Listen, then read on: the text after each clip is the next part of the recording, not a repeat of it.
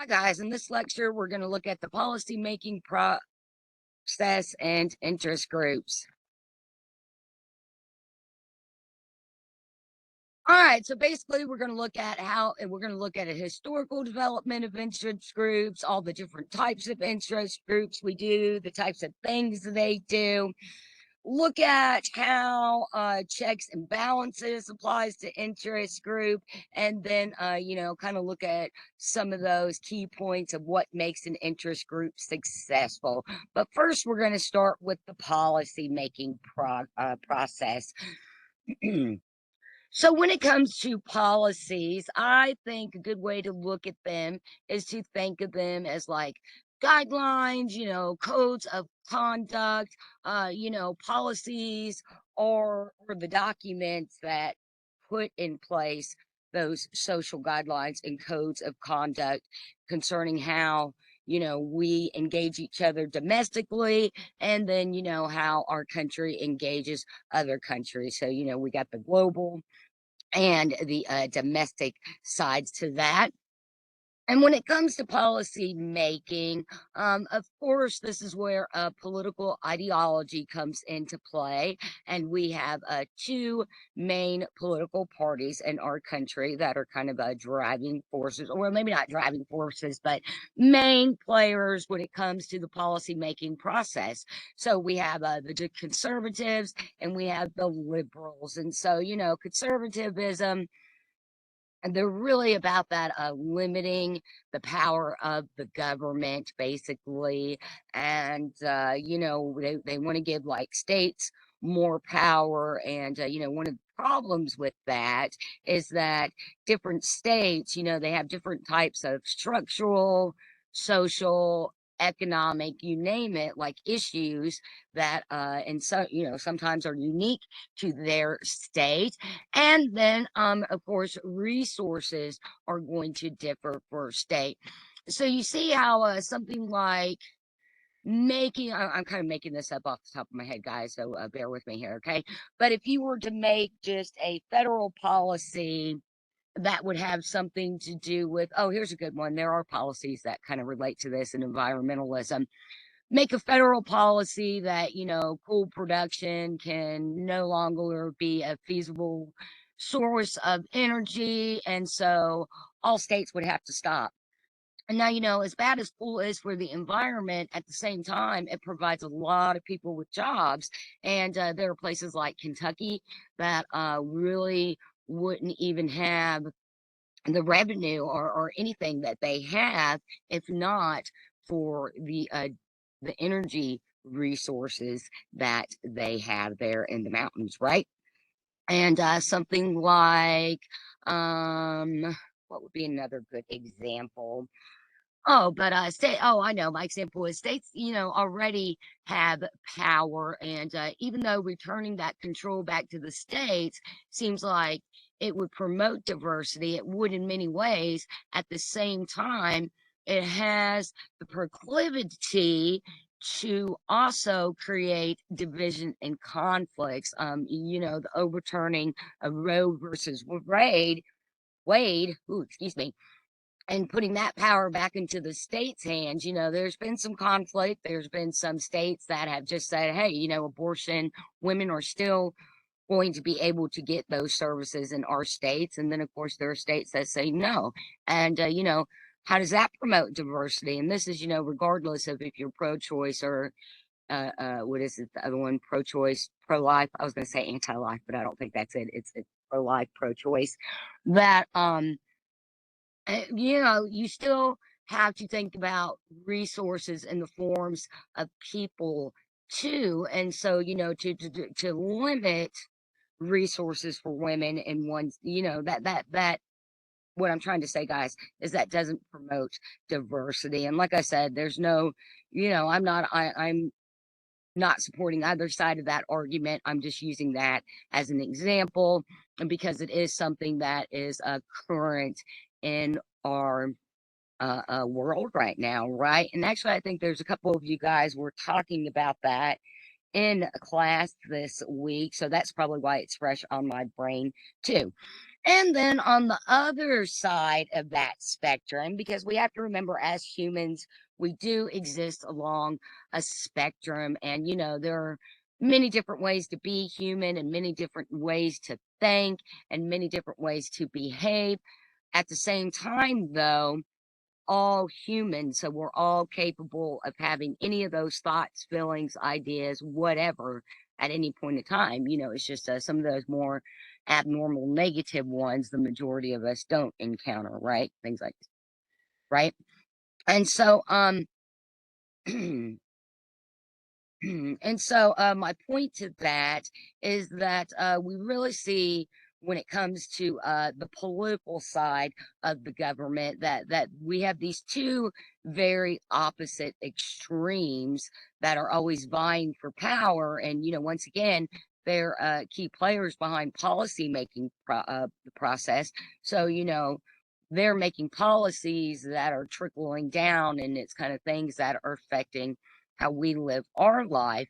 And, once again, I don't know the solution to everything, but I feel like there's got to be some middle ground there instead of just, heading to one extreme or another. And I feel that way about, anything in life. There's got to be a balance. There's got to be a way of, checking checks and balances doesn't mean that you just go to the extreme of one end or the opposite end. It's about creating that. Oh, it makes me think of like Tai Chi and like yin and yang. You guys know what a yin yang looks like. It's a black and white circle, and they're kind of mixing together. I feel like there's a way we can kind of, get our government to do that a little more. At the same time, I feel like there, once again, let's trickle it down. Just us on the individual level definitely need a little bit more of equal or see, that would be a psychological term for it, right? So we have the conservatives on one extreme that want that limited government, more power to the states. And then we have on the other end, we have the liberalism. And this is more of kind of a cooperative approach to government. And they want, the states and the federal government to be able to work together so that, citizens have their rights protected. But, once again, at the same time, we have to be careful with those extreme ideologies, right?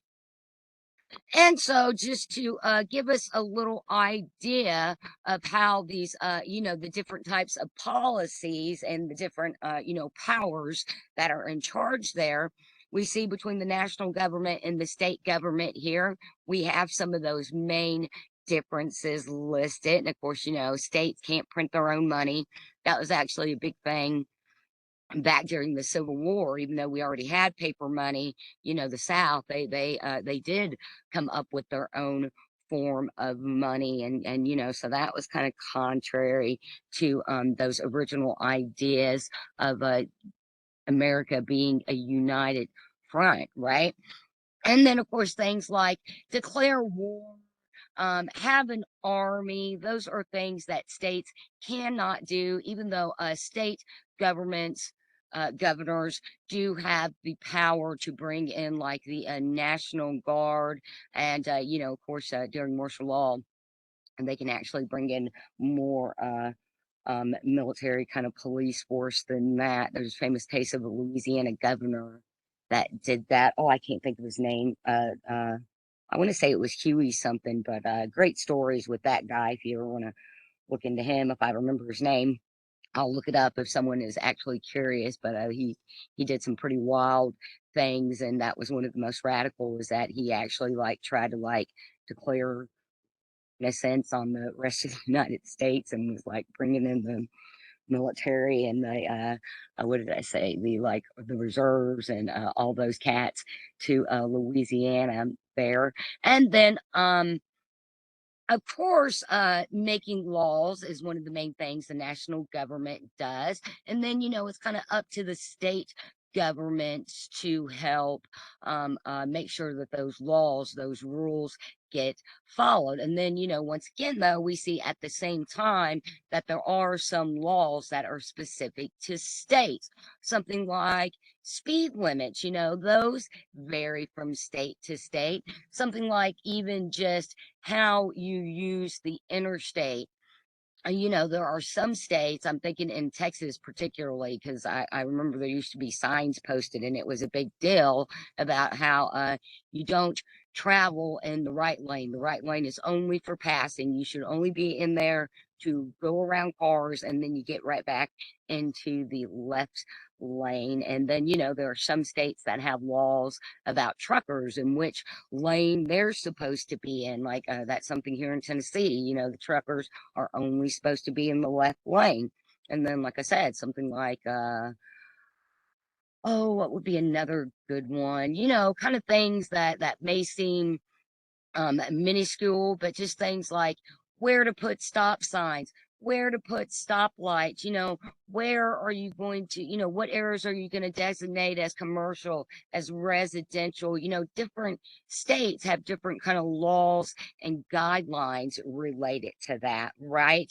And then, there are also elections that are done at the state government, and that's, to help establish those local governments, because even though we have those three main branches of the government, we're a big country. We have a lot of people. We have a lot of different towns and cities and municipalities, and just people in general, right? So you have to have some kind of authority at every level of society, keeping those checks and balance, making sure everyone's minding their P's and Q's, right? And so we see that with local governments. And then, of course, states are allowed to ratify the amendment. And then when it comes to both the national and state government, a couple of these we've kind of already touched on, but of course, they can both make laws. The government as well as states are able to collect taxes, build roads, establish court systems, banks, corporations, and generally, spend money for the general welfare of people. And then one of the biggest things that I'm not really sure a lot of people are aware of, but there is a law that is called eminent domain. So, property, especially owning property, that's a big issue in our country too. And there we see that in the political front and among the Democrats and the Republicans, the property rights, you want your gun, your ammo, and your land, right? And that's not necessarily a bad thing. I enjoy having my land, and don't really necessarily believe in firearms, but having a farm, that's kind of an essential tool, because even with loving all animals, I have to worry about our animals first. And, that means taking out a coyote that's trying to eat a goat, or one of my chickens. That's just kind of the nature of farm life. And, just once again, just rescuing and having animal sanctuary. So what eminent domain means is that at the federal government or the state government, because they both have the power to do this, want to build something and your property is in the way, they can just take that land away from you. When I worked in archaeology, this was sometimes this would become an issue when we were working on pipelines, and not an issue really for us personally, but an issue for the big companies putting in their pipelines, because you would go, like we'll say you go 50 miles and you've just covered like 5 families and their farms, and then you get to the next plot, and that guy doesn't want to sell, doesn't want anything to do with it. A lot of times they didn't even want us on their property, and they would threaten to shoot us. Ironically, I was just talking about guns. And then that would make it difficult, because it would, because then all the people on the other side and all around that one property was okay with the money the pipelines were giving them to take that land. And so, it, um, eventually, if those corporations push the government enough and, push policies and push their lobbying agendas, the land will be, most of those people end up having the land taken away from them anyway. And so, yeah, yikes, that's kind of a scary thing to think about, right? And then, when it comes to the role and the ways that the national government can actually intervene and kind of intercept states are through mandates, preemptions, restraints, and coercive federalism.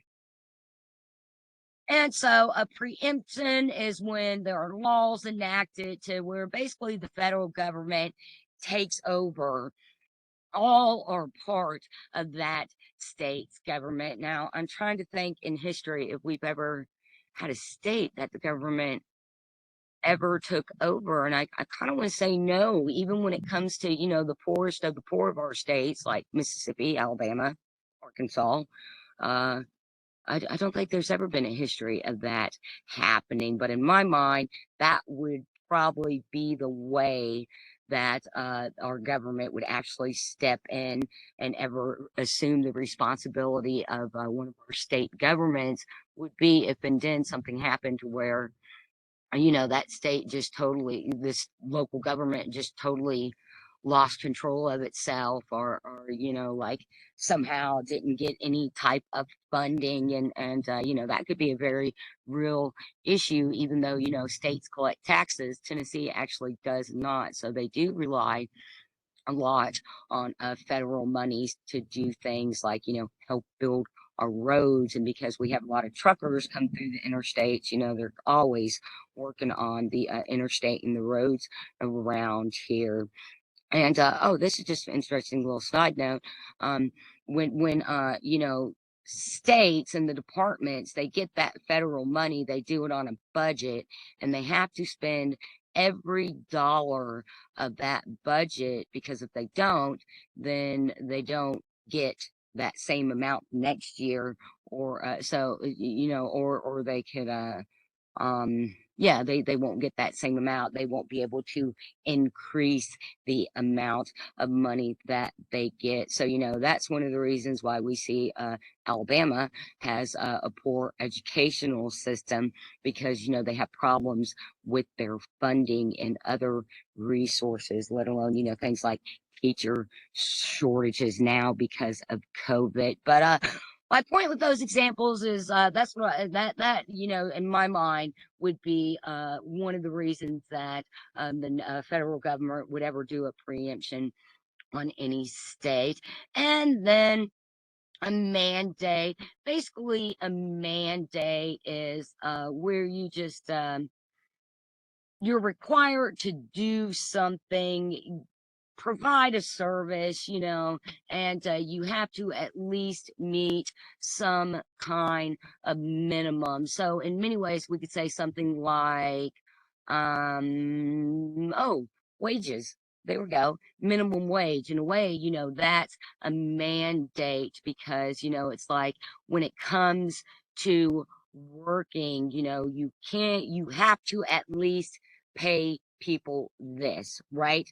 And then a restraint, that of course would be if a state were get out of control and say, kind of like my example of Louisiana, kind of get uppity and be like, we're rebelling, we're not going to be part of the government anymore. And they would try to like make war or cause some kind of havoc, then there would be a restraint issued by the federal government. And then, of course, coercive federalism. We all know what that means. That's when you're pretty much going to make somebody do what you want. And so, in terms of the federal and state government, if something were to happen and the national government would have to step into a state's government, then that coercivism would come in the form of mandate and restraints, right? Bureaucracy, it's going to be some kind of policy, bills, and red tape, right?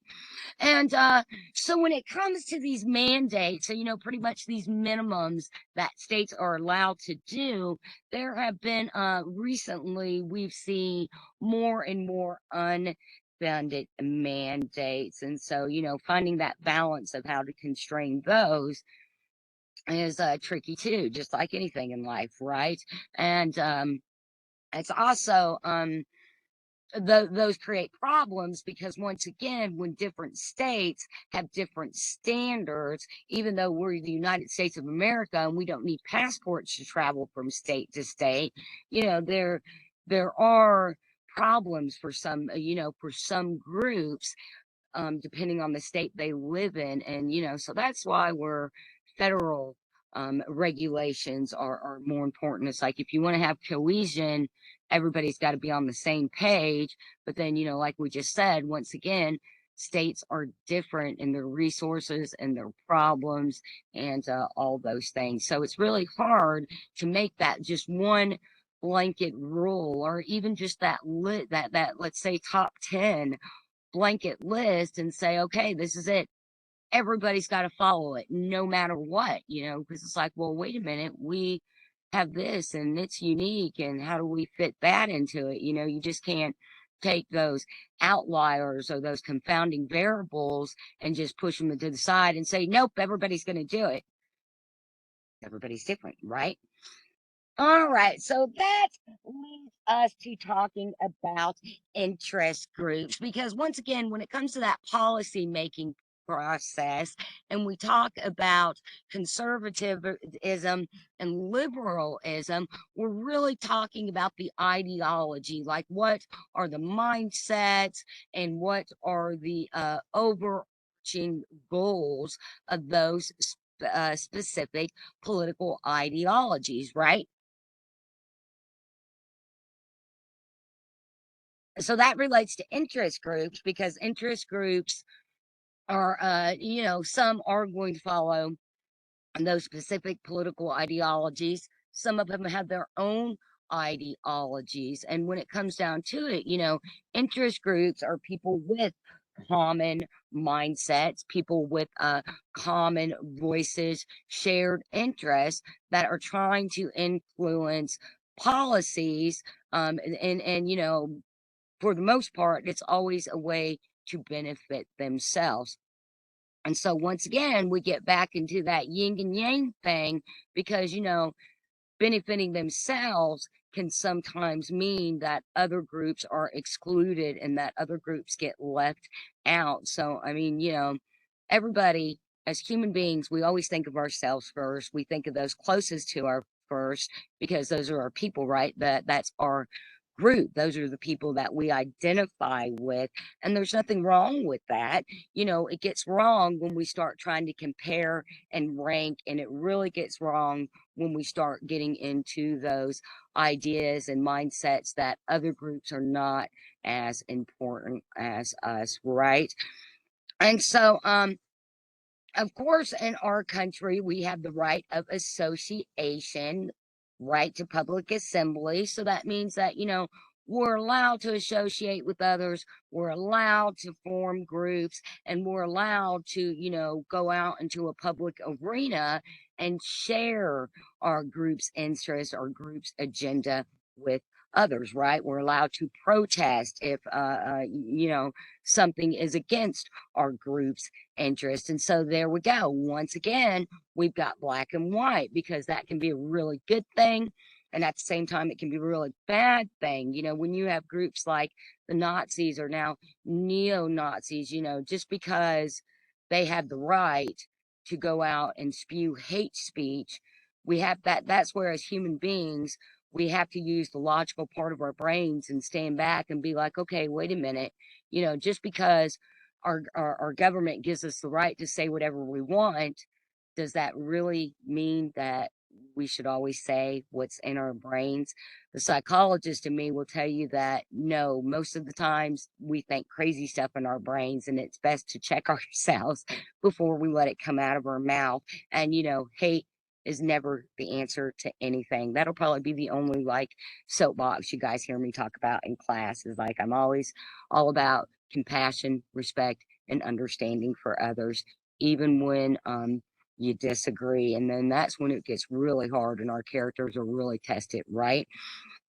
And then, of course, the interest groups, the rights for people to group together because of the rebellions there, because of the anti-federalists at the beginning of the government. There were cautions against allowing just normal, ordinary citizens to form groups, and Madison specifically or especially thought that if you had too many interest groups that were fighting for something, and they had such a narrow view that it would end up creating kind of more conflict there. And then he was also afraid there that people are just going to join interest groups. It's kind of like just disgruntled people, angry, hateful people are just going to be a part of the group because they just want to moan about stuff. You know what I mean? And then we also have this idea of factions. So, interest groups can also be called factions. And that's because once again, you got to think of it like a machine, and that idea of compartmentalizing that we're each kind of in our own little box there, right? And so that's really just that's really as simple as that is. It's just another way of saying we're all in our own boxes. Then it's also a way of saying that even within one interest group, it can kind of fragment and create like subgroups. That's a good way to say that, right? Oh, oops. All right. And so here is a good example of what I'm talking about, how, some interest groups are seem a little more on the bad, nefarious side because they're just kind of, because the agendas that they're trying to promote may not necessarily be beneficial to all of us. A great example was, let's see, it would have been back in the early 2000s. There was a bill passed, and then they'll pass a bill talking about one thing, and then they tag these other bills on the end that have nothing to do with the original bill. It's called something like pork bellying, pork barreling. I can't remember that specific term off the top of my head, but they tack that other bill on at the end, and then it becomes into law.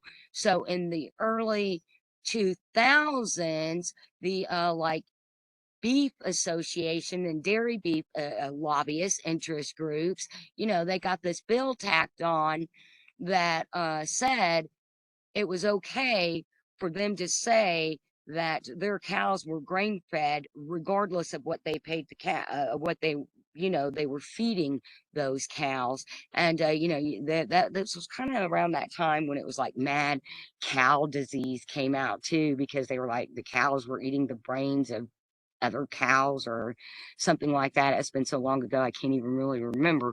But that's my point of an interest group kind of doing something bad that may not necessarily be in the best interest of anybody. The only interest there are the shareholders, though, the shareholders, the people who are investing in those organizations. Okay.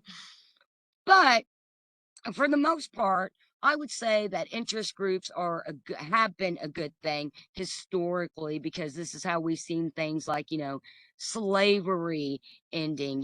People had to lobby for that, the abolitionists, and then this is how women were able to get more rights and be more socially equal to men. And then because those two are very historical grassroots movements that we consider, interest groups. And then, of course, since then we have had all sorts of grassroots movement. I mean, interest groups that are against war. It's not listed, but issues that affect LGBT community. Of course, the Native Americans, they have their own interest groups. Say Pacific Island. Oh, I'm so sorry, guys. I messed that up. Pacific Island Americans. Oh, I'm so sorry. I don't quite know how to say that. They have their own interest groups, and animal rights activists have their own interest groups and are pushing their own agendas and policies, right? So all these different interest groups are trying in one way or another to make life better. And once again, you can't be Superman and try to save everybody. So it is best to kind of step back and focus on what it is that you think that you can help out with and help change. That's a good way to be able to do so, be that positive social agent, and also not burn yourself out, right? All right. And then when it comes to interest groups, actually let me tie this back to policies too. So when it comes to policies that's a really broad category, because policies are they relate to social aspects of life, economic aspects of life. They relate to how we deal with other countries. They once again relate to how the state and the national federal government relate to each other.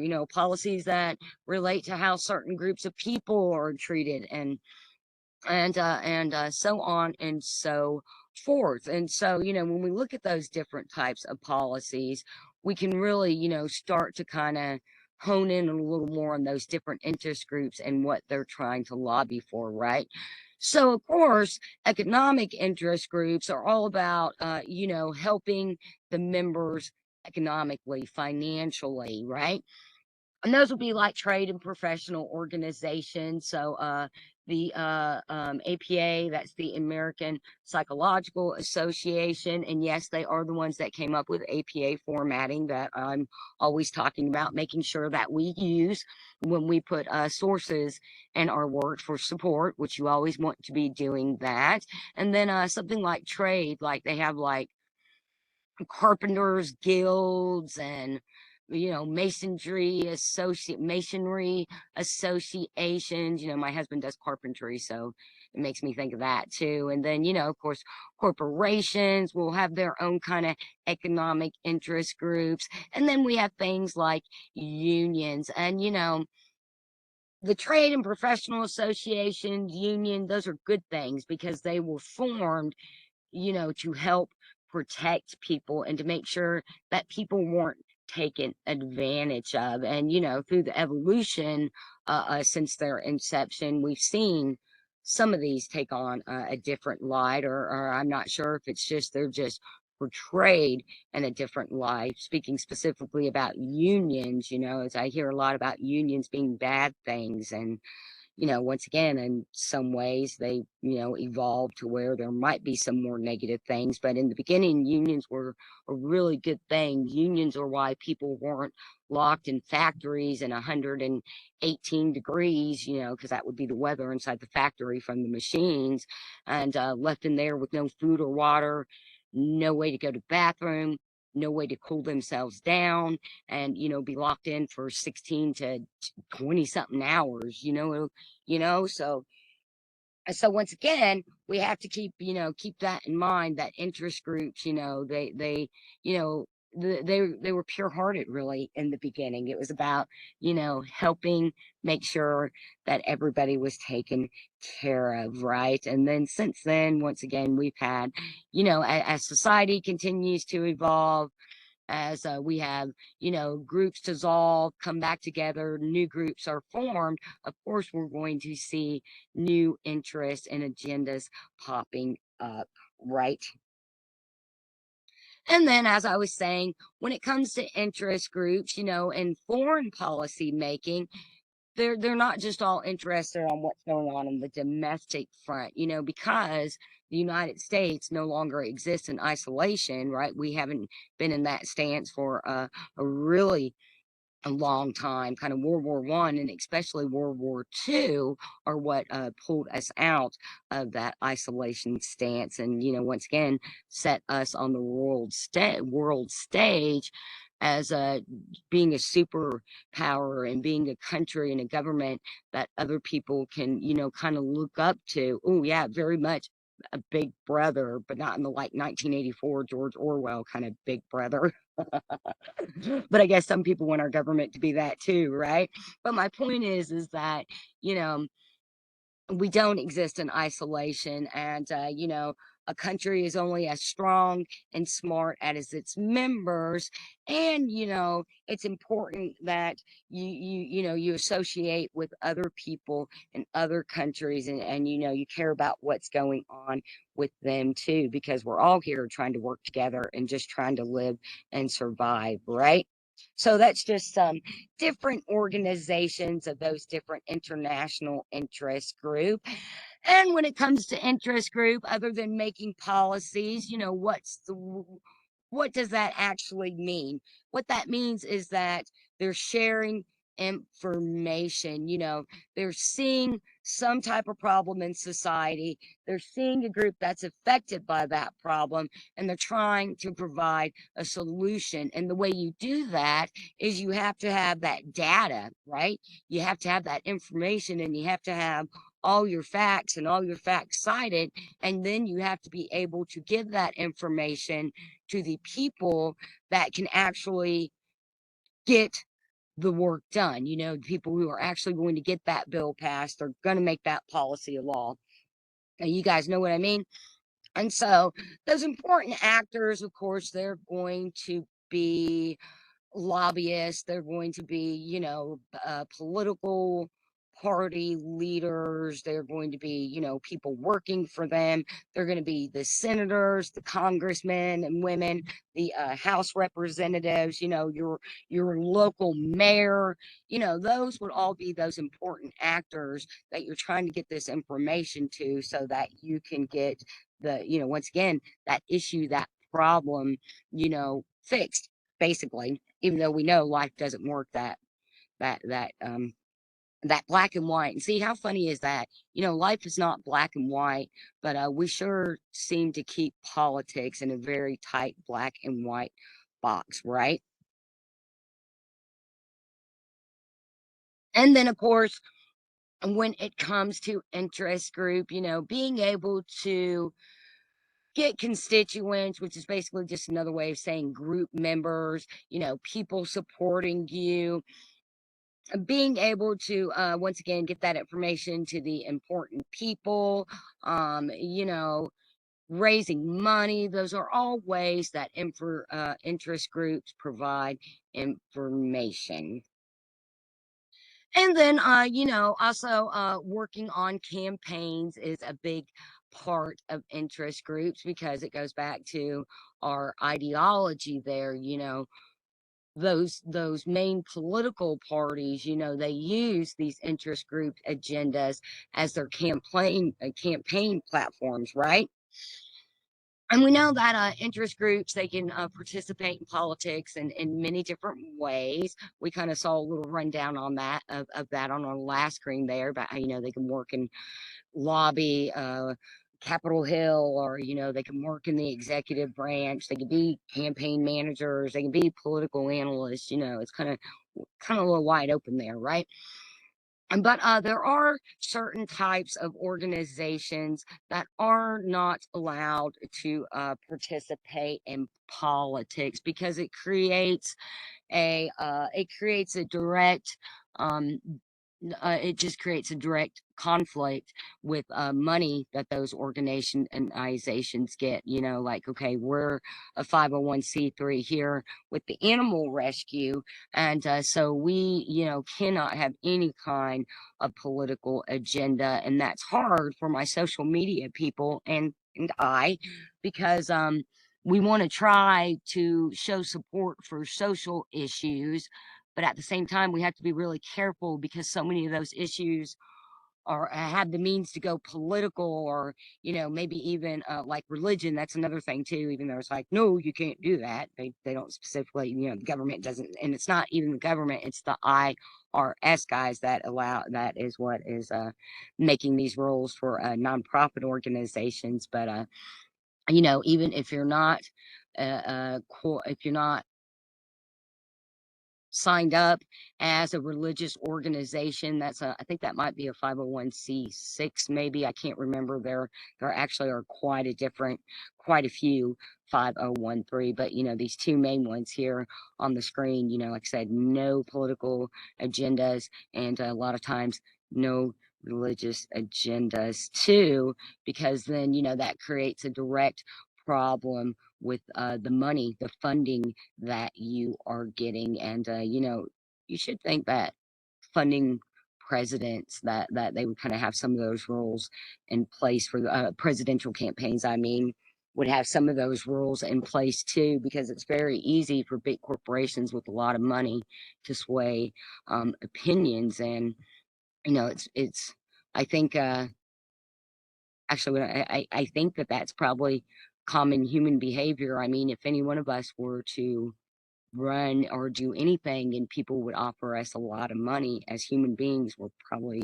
offer us those shiny gold coins, it would take a lot. It would take a very, very strong person indeed to turn that down. You guys know what I mean? And so we also, we'll get off of that. We also have political action committees. And, once again, these are like those main interest groups that fund the different political parties, because those are the main, the main platforms, those main issues that the different parties talk about, right?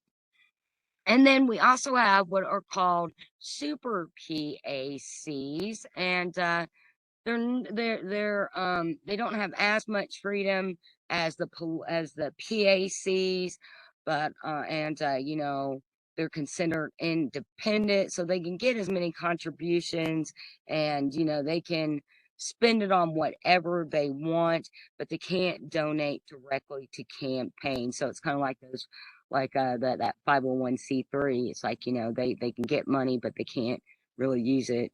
um they can't use it to specifically fund a political campaign. So they can't give their money to, like, Joe Biden's party for him to run in 2024, or they can advertise for Liz Cheney all they want and run as many commercials as they want to either get, her elected or get her name on the ballot for president, but they can't turn around then and give Liz Cheney money directly for her to go around the country and, lobby the constituents, us, to get the vote she would need.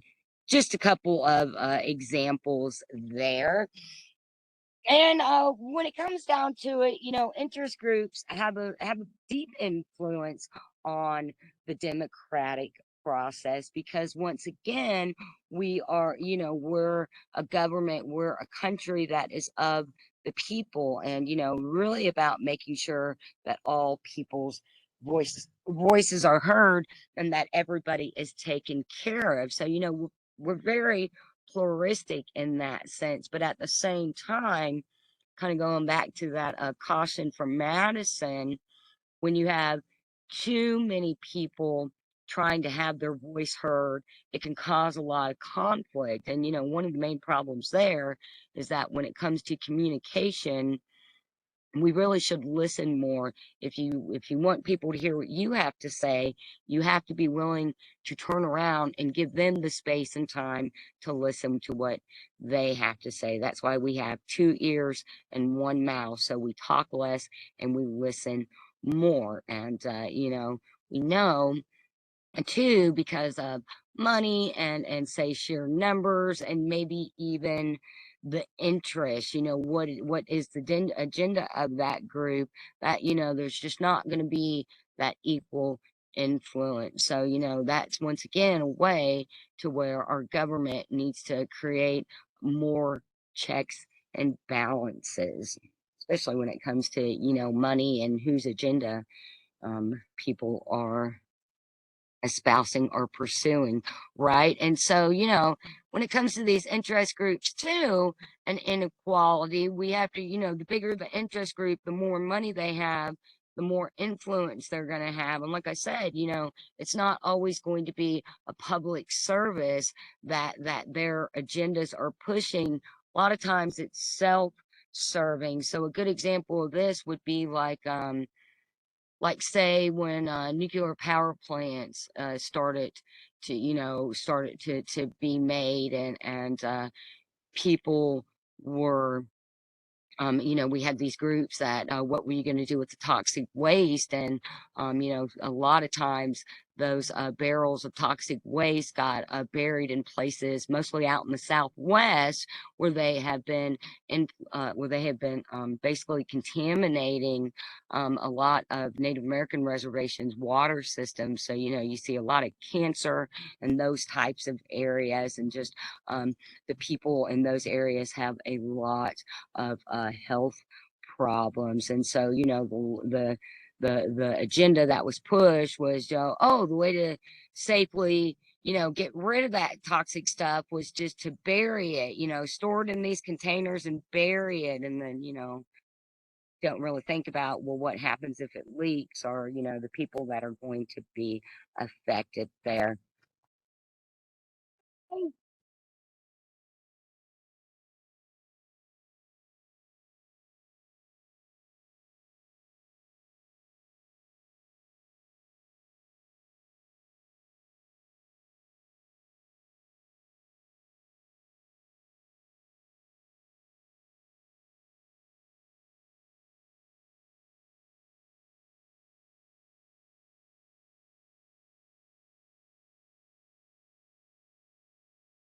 on, anybody?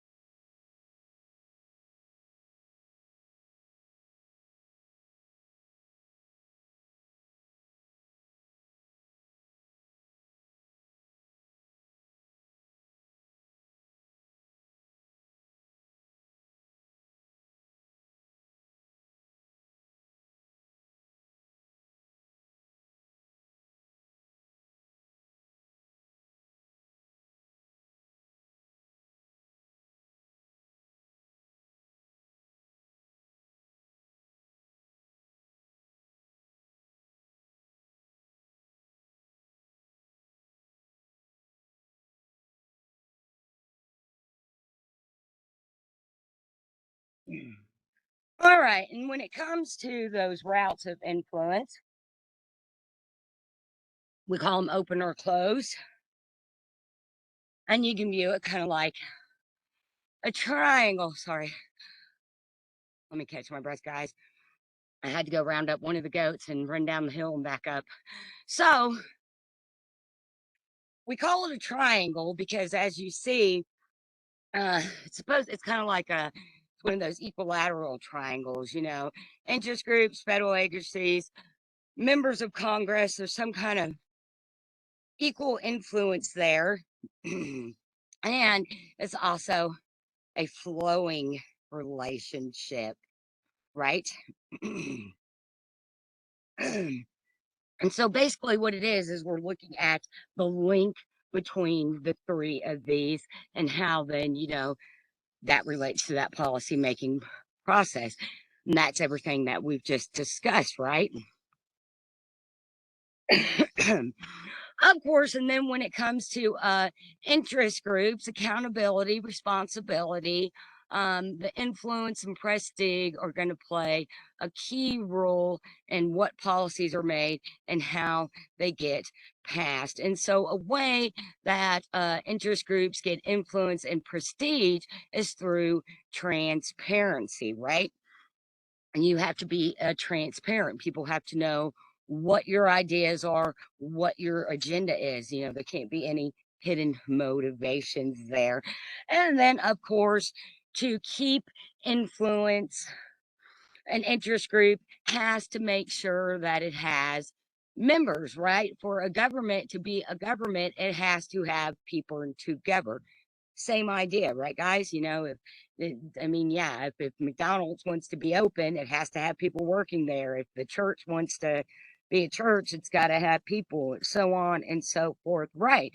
And so, a way that interest groups are able to recruit and retain members are a lot of times they do it in the form of incentives, things that are going to motivate people. And of course, a lot of interest groups, money talks, right? So of course they're going to provide financial type of incentives. And then for the life and the longevity of that interest group, funds, of course, are going to be important. And so, how I said earlier that there are different types of nonprofit organizations, and those 501c3 and 4 specifically are not allowed to have political agendas.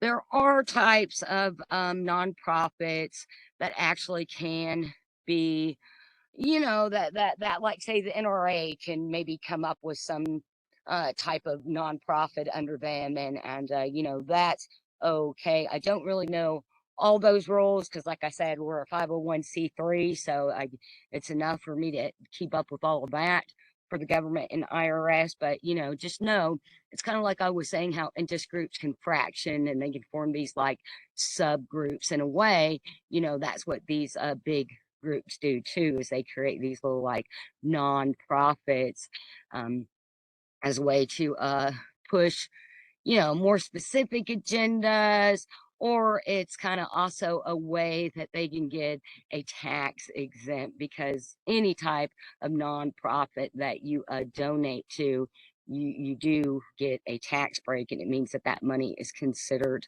not, it's considered not taxable. So, if you're somebody who makes in the, say 7 or so digits a year, being able to, make a lot of charitable donations is really going to cut down on the amount of taxes that you have to owe to the IRS. And, that's the same even for us as individuals. If you're someone like my husband and I, we have a nonprofit, we have our own small business, we do our own taxes, we try to get every tax break that we can get, because if not, we get hit hard. And so we don't just contribute to our nonprofit, because that's kind of illegal in some ways.